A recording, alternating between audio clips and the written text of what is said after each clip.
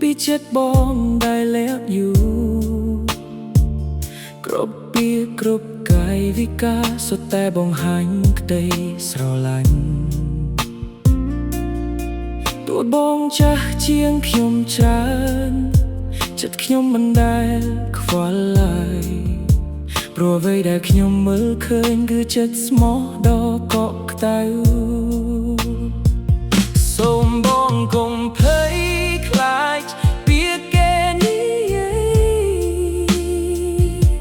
សម្រាប់ខ្ញុំបងជាអ្នកដែលធ្វើឲ្យចិត្តខ្ញុំស្មោកសុខអាយុគ្រាន់ជាតួលេខមិនអាចកំណត់ស្នេហ៍បានបែររងខ្ញុំជ្រើសរើសបងដោយចិត្តពិតគ្មានខ្លែងខ្លាយចិត្តស្មោះមួយនេះខ្ញុំព្រមទទួលយ៉ាងកាន់ដៃគ្នាដើរទៅមុខរៀងរហូតបទពិសោធន៍ដែលបងមានជាអ្វីដែលខ្ញុំគោរព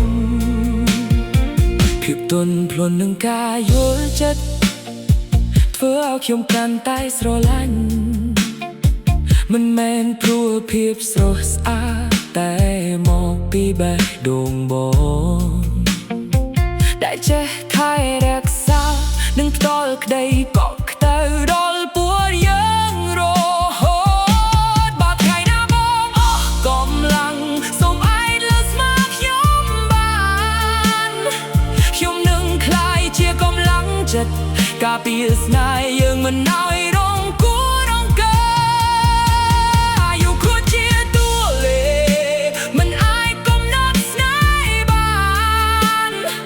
បែររងខ្ញុំជ្រើសរើសបងដោយចិត្តពិតគ្មានខ្លែងខ្លាច